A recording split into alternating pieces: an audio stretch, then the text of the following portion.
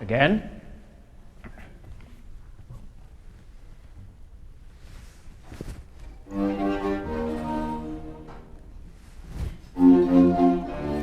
No, no, no.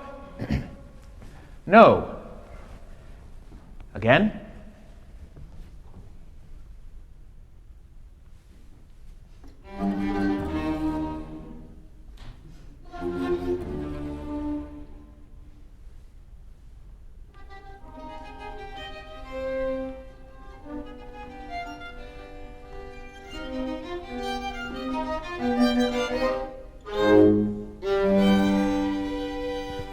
How am I to make my way in the world, Herr Doctor, without the one thing that in me should be far greater, far more perfect than in others?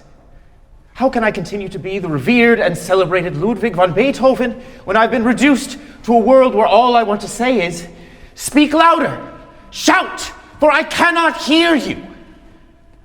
Speak louder, shout, for I cannot hear you. Speak louder. Shout, for I cannot hear you.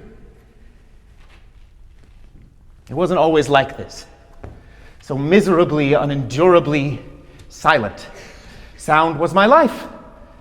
Sound is my life. And now, nothing. Well, not quite nothing. Just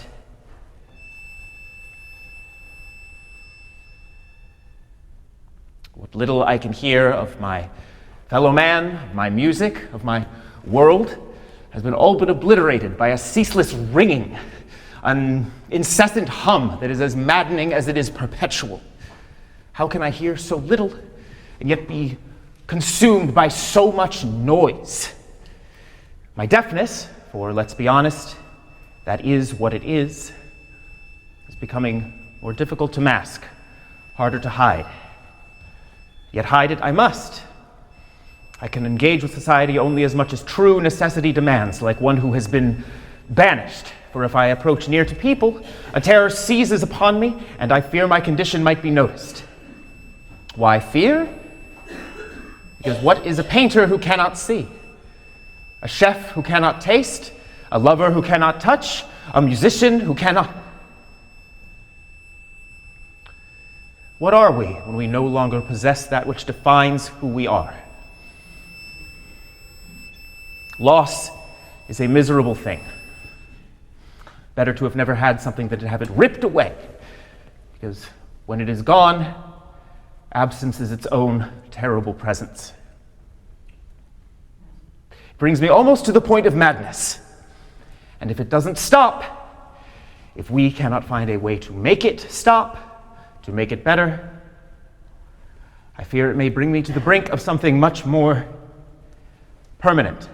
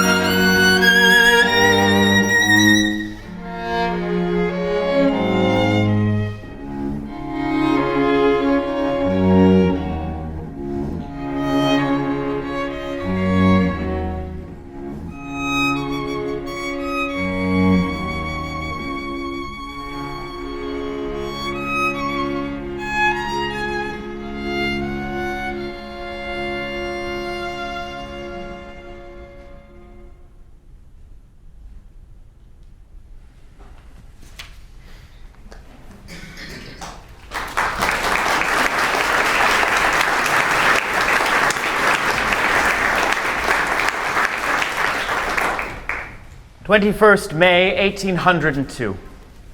My dear Herr Doctor, I find Heiligenstadt as idyllic as you said it would be, and I thank you for the advisement, dear friend. Being out of the city has given me some respite, some solace, some, dare I say, pleasure. I take long walks daily in the hills, and even took an impromptu dip in the Danube just the other day, which made me feel so invigorated that when I returned to the little house where I have taken up residence,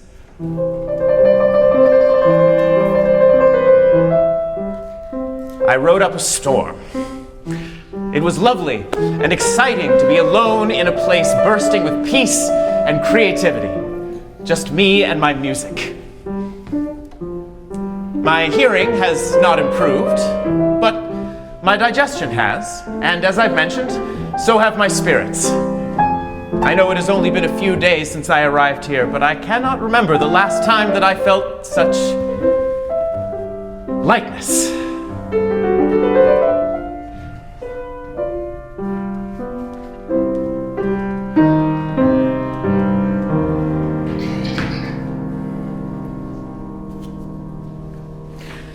June 1802.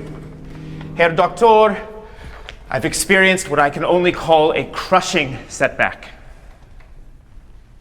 Yesterday, my good friend and pupil, Ferdinand Reis, made the hour-long trip from Vienna out to see me.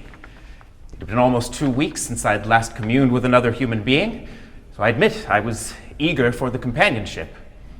Given how well I had responded to the healing airs of Heiligenstadt, and given that Ferdinand is not a man of many words, I felt I was ready for just such company as he could provide. We went for a long walk in the hills when Ferdinand stopped and smiled. "What stops you, good friend?" I asked.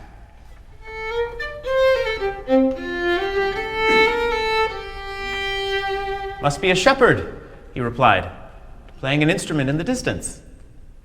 Beautiful, don't you think?"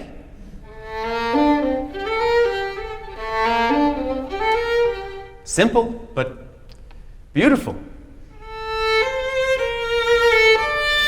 I put my face up to the sun and listened.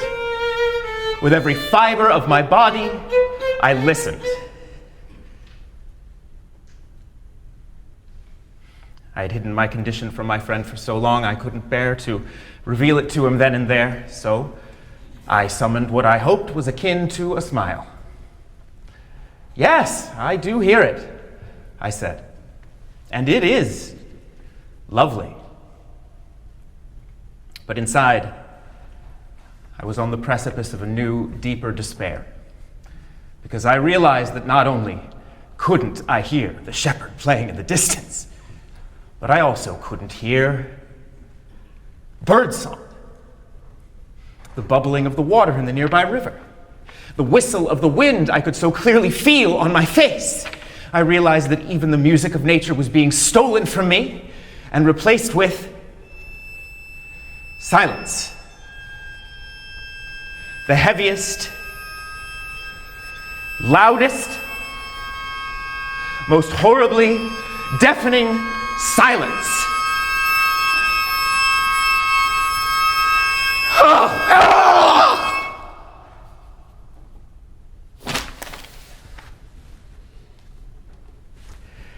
I cannot. I will not endure it any longer.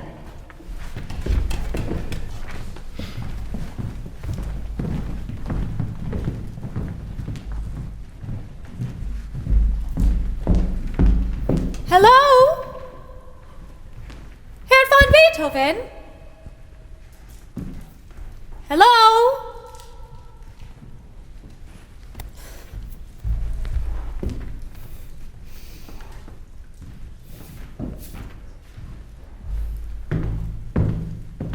Oh, you startled me. What are you doing here? I was asked to look in on occasion. I'm here to help. Well, whatever brought you here can bear you hence. I need nothing. Are you quite certain? I need nothing. This begs to differ. That's no concern of yours. As someone who has been asked to look after you, it is of great concern to me, as it would be to all of Austria, all of the world, in fact. For 6 years now, I have been hopelessly afflicted, made worse by senseless physicians, from year to year deceived with hopes of improvement, finally compelled to face the prospect of a lasting malady whose cure looks to be impossible. Oh, I cannot do it. I cannot and will not endure it any longer. Get out! Get out! You find my pain funny? No, sir, nor your anger. It's just, get out! It took me by surprise. You're a strange girl. I've heard that before.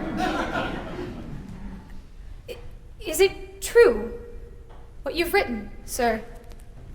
You mean to take your life? Why would I have written it if it is untrue? But you have so much to live for, so much left to do. Without my art, there is nothing to live for. Then do not abandon your art. I am not abandoning it.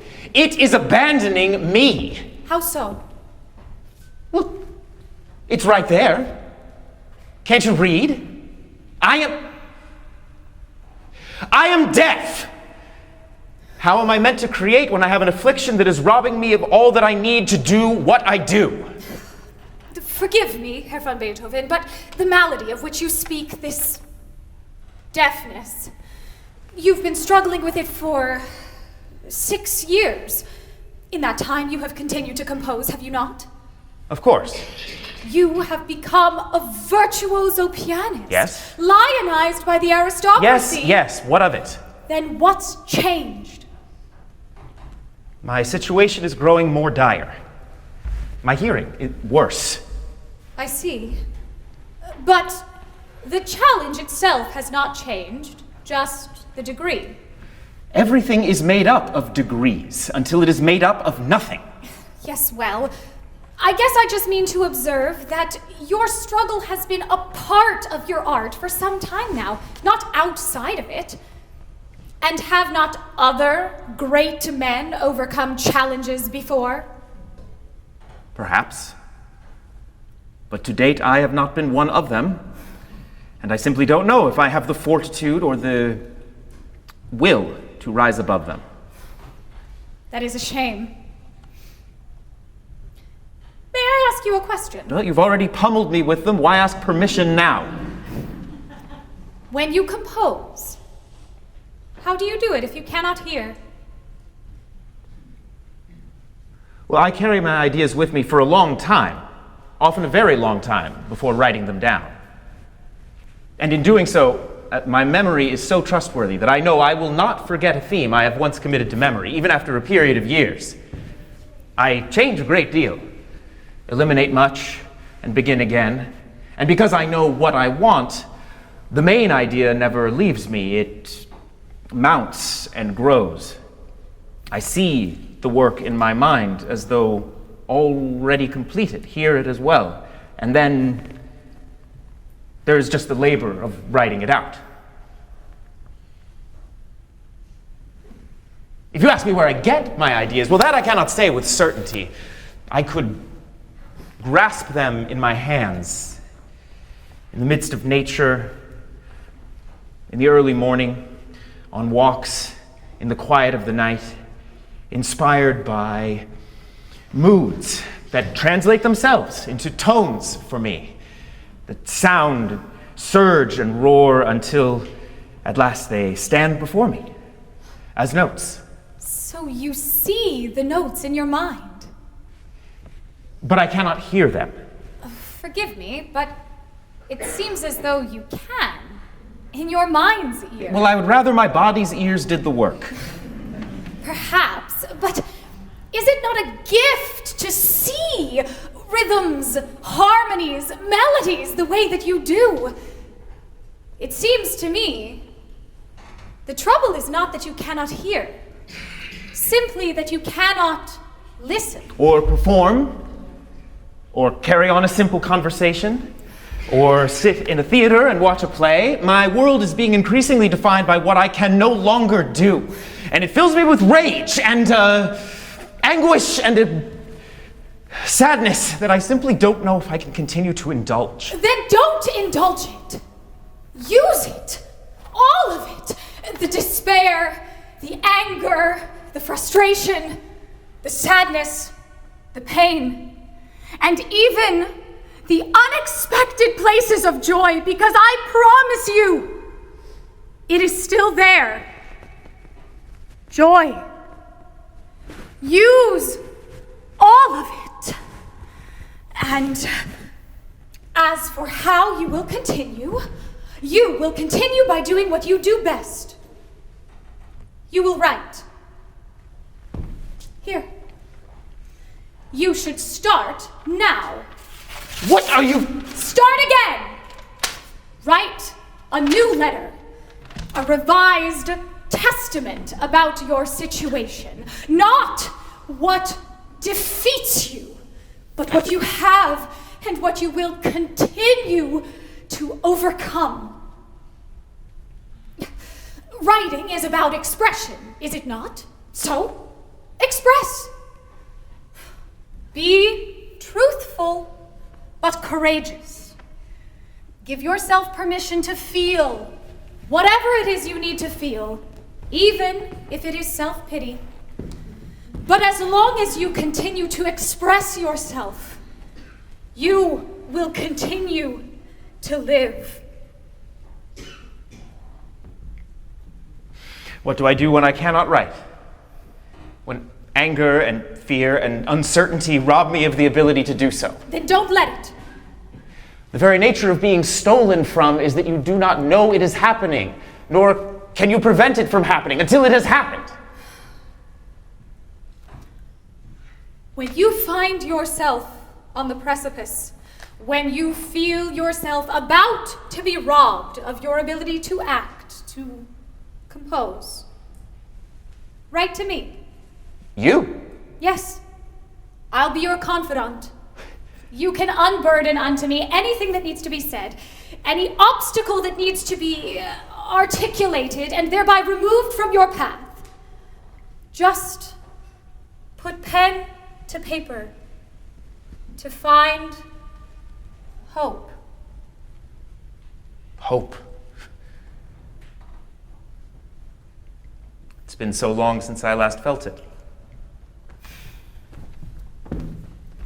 Why do you offer such kindness? Let's just say I'm a strange girl who likes to help. That you are. Strange.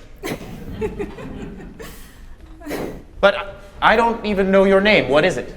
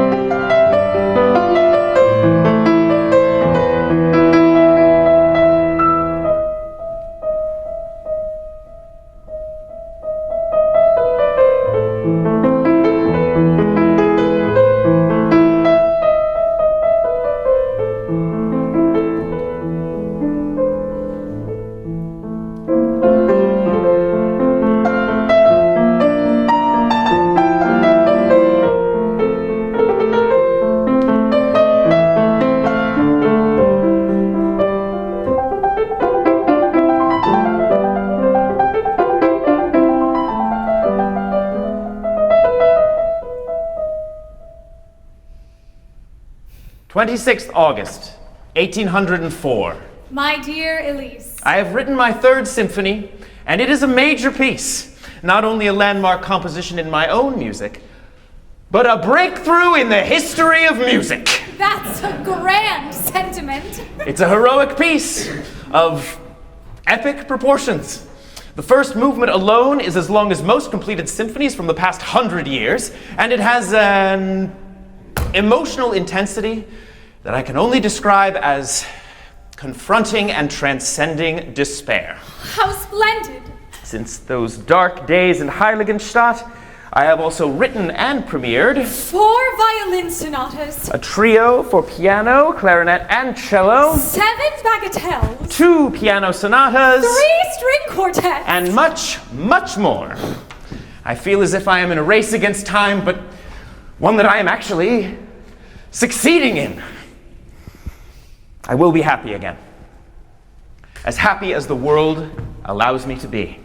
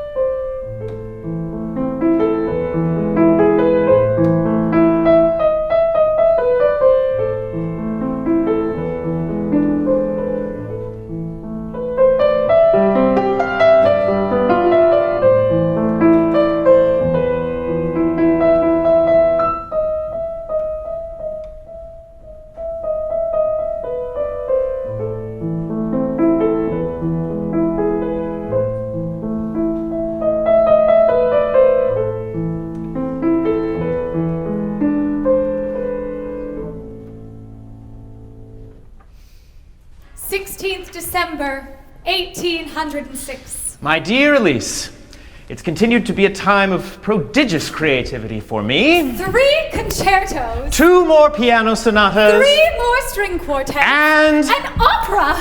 Are you sure it's not more than music that's inspiring you, Ludwig? I admit that I have fallen quite in love. The Countess Josephine Dime, who is as beautiful inside as she is out. I wish I could find the words to express her loveliness and the depths of my feelings for her. And how does she feel about you? Enthusiastic.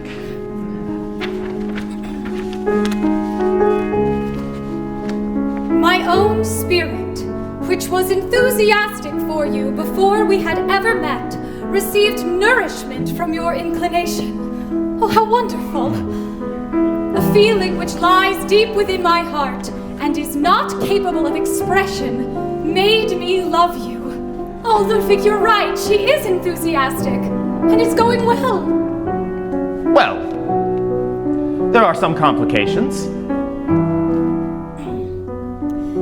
The pleasure of being with you could have been the greatest jewel of my life if you loved me less sensually. Because I cannot satisfy this sensual love, for I would have to destroy sacred bonds if I were to give heed to your desires. She's married! Oh, Ludwig, you said she would make the perfect wife. And so she has. To another man! Oh, you must stop doing this, falling in love with women who are not available. But how does one not follow where one's heart leads? Perhaps if one would stop falling in love with one's students, one's heart might find another place to reside. Oh, you'll find someone. When? Someday. Don't rush it. You're just feeling the weight of bachelorhood right now because of your brother Caspar Karl's marriage.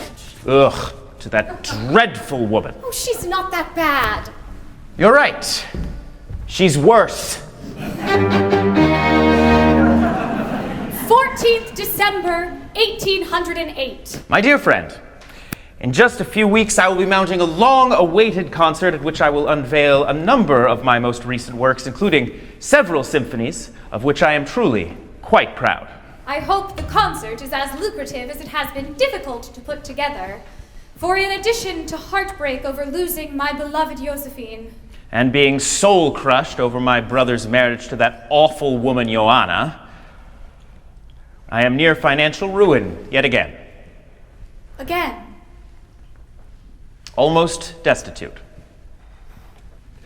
Despite the hardships, though, I will say that it has continued to be an extraordinarily prolific time for me. And how has your health been? Truthfully, abysmal. I am in near constant abdominal pain. I've developed a crippling rheumatism in my hands and back. And my hearing...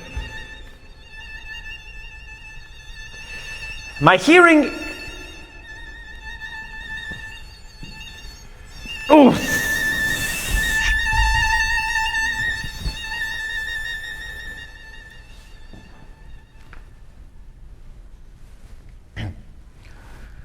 I will never reconcile myself to being deaf. Never. But I will no longer let it be a secret, even in my music.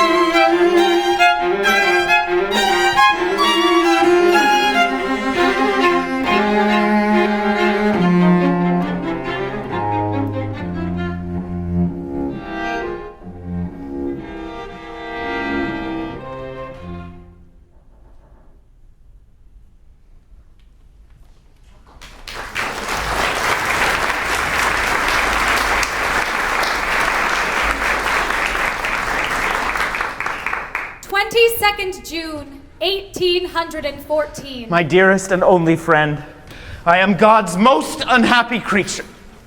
I have written almost nothing of consequence for over a year now. And my friends are alarmed at what they describe as my deplorable condition. Unkempt, unruly, unhygienic. I am miserable, alone, and I feel almost undone. Ugh! What is it? What's happened, my dear Ludwig? I shall never perform in public again. Tell me what happened. Plainly. I was asked to perform by my patron, the Archduke Rudolph, and his assembled guests. I knew it was a bad idea. I could feel it, a disaster waiting to happen the moment I entered the room, lost in the murk of sound that has become my world. People were talking to me, congratulating me, venerating me. The room was all laughter and applause and good cheer. But all I could hear was the muffled roar of nothingness and the wince-inducing strains of that incessant ringing in my head. Nonetheless, I took my place at the piano.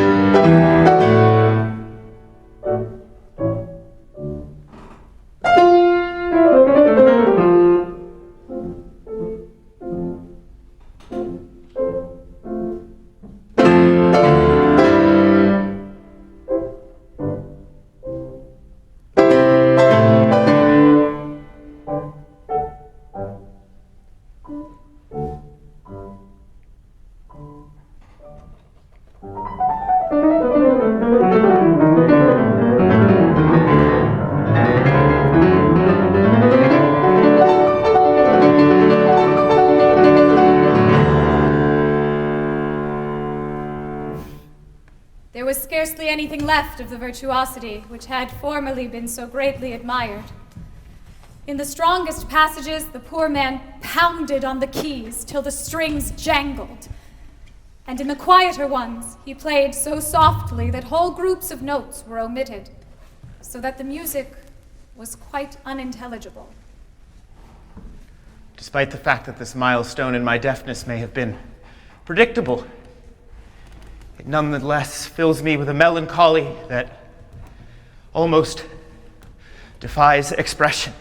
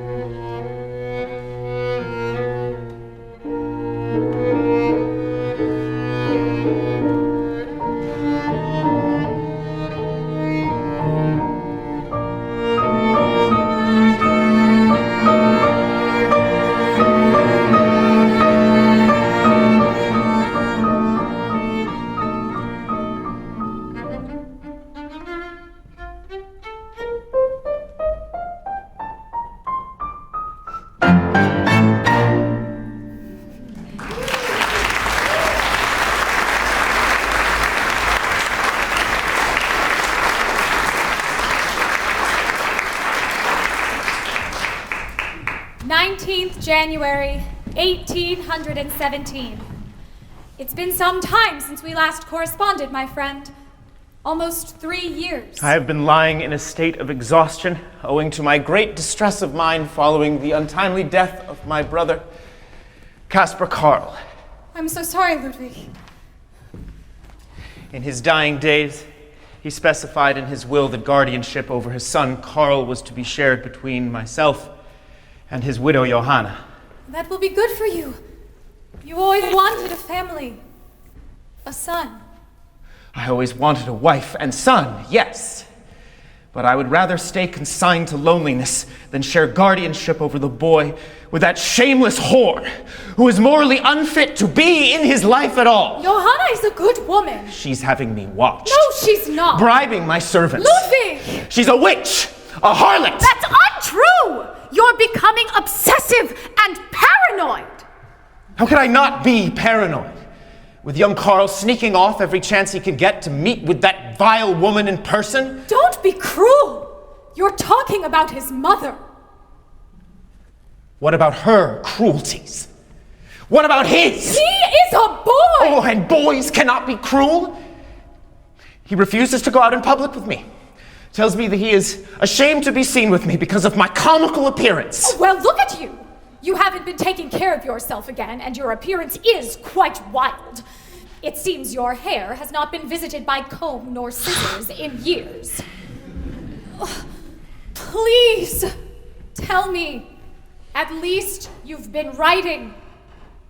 If not to me, then your music. I have not produced anything of substance in almost 2 years. Why not? Because my life has become nothing more than an ongoing mission to maintain guardianship over the Karl, to keep him from that monstrous woman. Fatherhood is a ceaseless state of vigilance, and my health.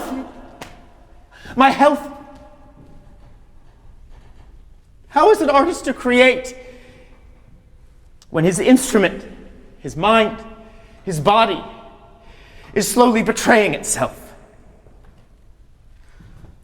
20th January 1820. What? Repeat? 20th January 1820.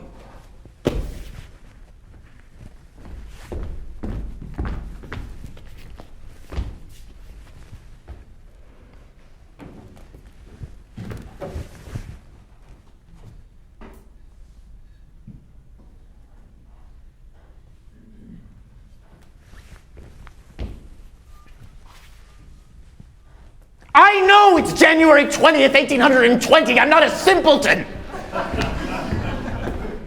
What do you have there, my friend?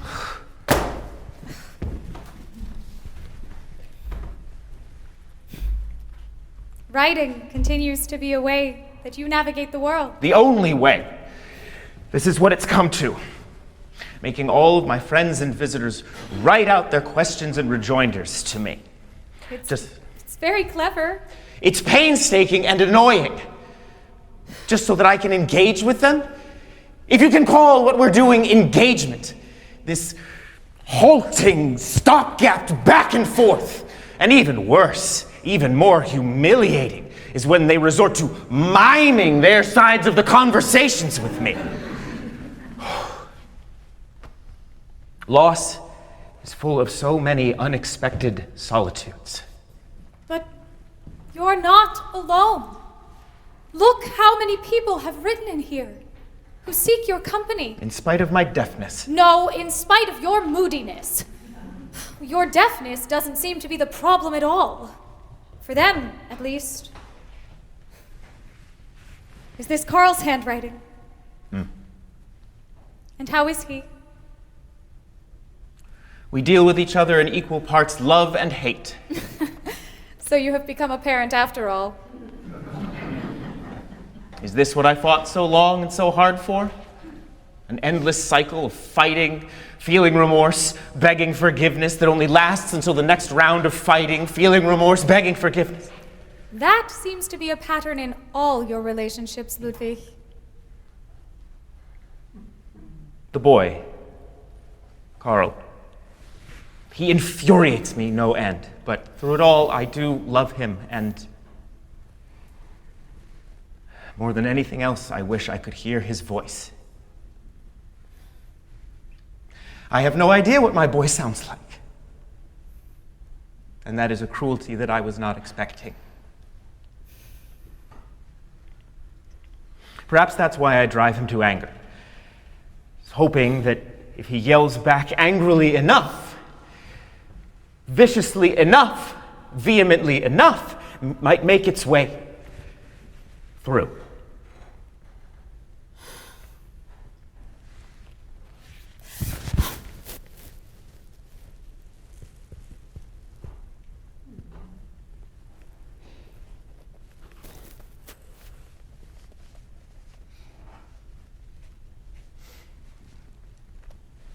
Why is it that I can always hear you?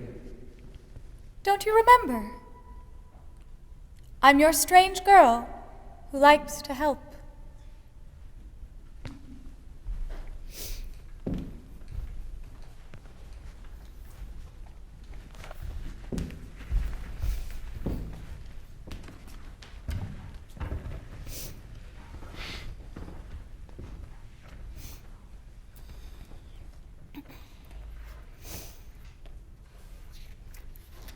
$1821. Trocknet nicht. Trocknet nicht.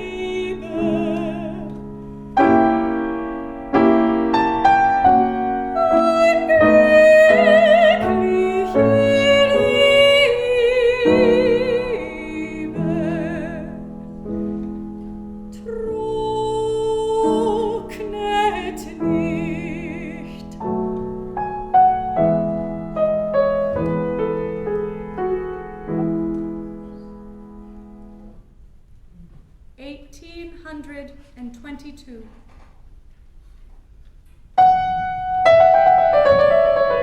Was sieht mir das Herz so, was sieht mich hinaus und windet und schraubt mich aus Zimmer und Haus? Wie durchsichtig wohl gehen und Felsen wird sehen, da möcht ich hinüber, da möcht ich wohl hin, da möcht ich wohl hin.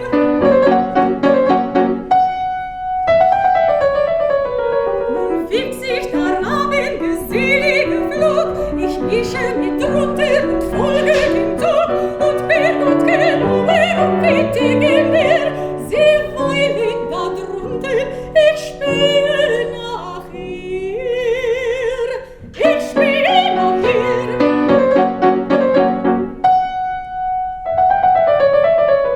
Da kommt sie und wandelt, ich eile so bald, ein singender Vogel zum buschigen Wald, sie bellet und urkelt und lächelt mich sich, singet so lieblich und singt es an mich, und singt es an mich.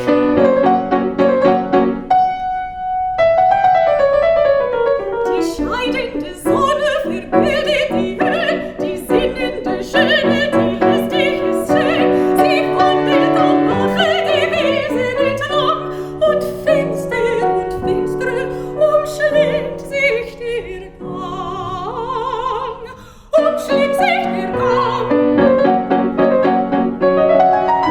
Auf einmal erschein ich ein blinkender Stern, was glänzig da droben so nah und so fern.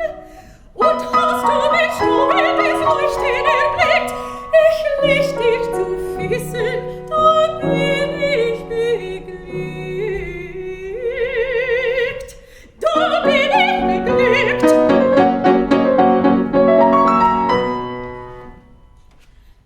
1823.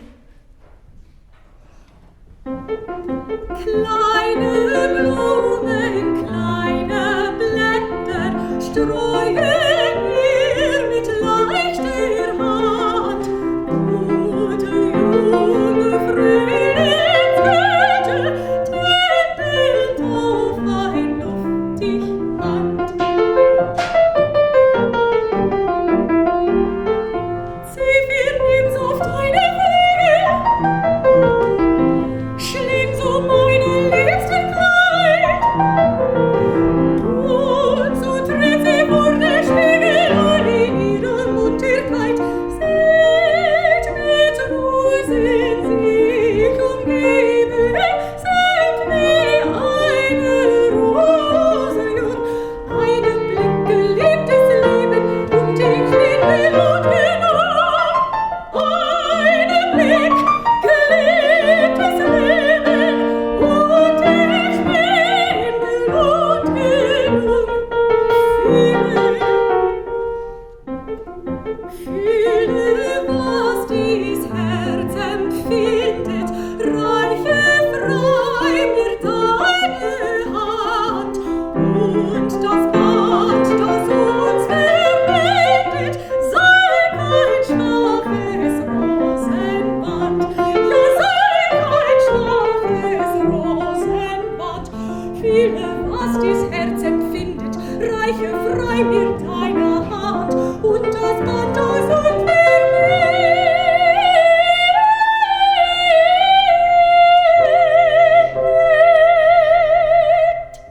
sei kein schwaches Rosenband, sei kein schwaches Rosenband, kein schwaches Rosenband.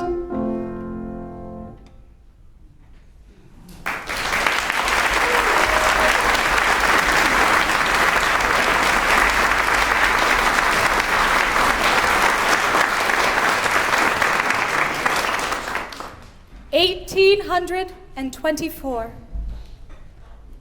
Ludwig! Ludwig! Herr von Beethoven! I thought I'd lost you. I'm here. I'm always here.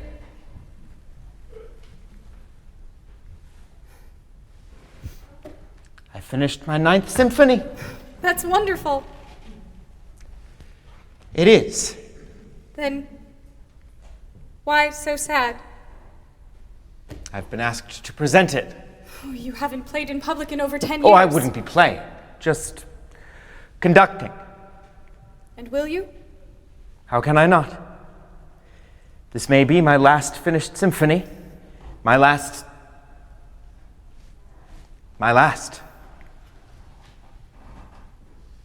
But I'm frightened. Of what?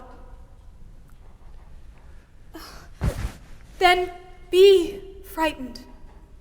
You're allowed. Anger may be easier, my friend, but fear has always been a part of it too. Perhaps, but why does everything have to be a struggle? Because sometimes struggles are worth the struggle. Remember what you wrote in Heiligenstadt? That dark night when you thought there was no way but out. Not the first letter, but the second. I don't. I can't. What kept you from ending it all?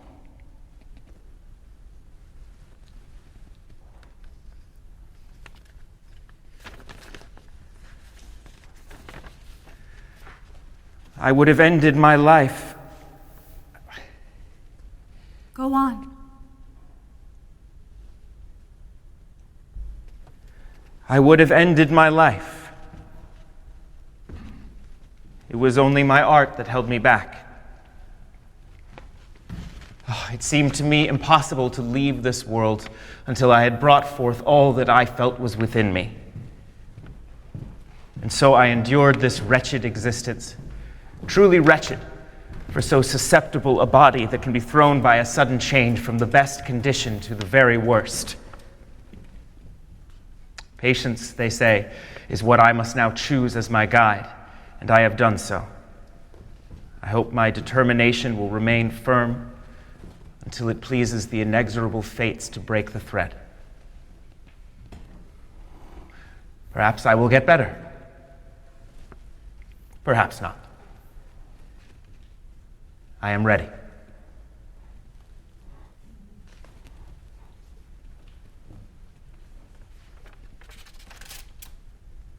You are ready.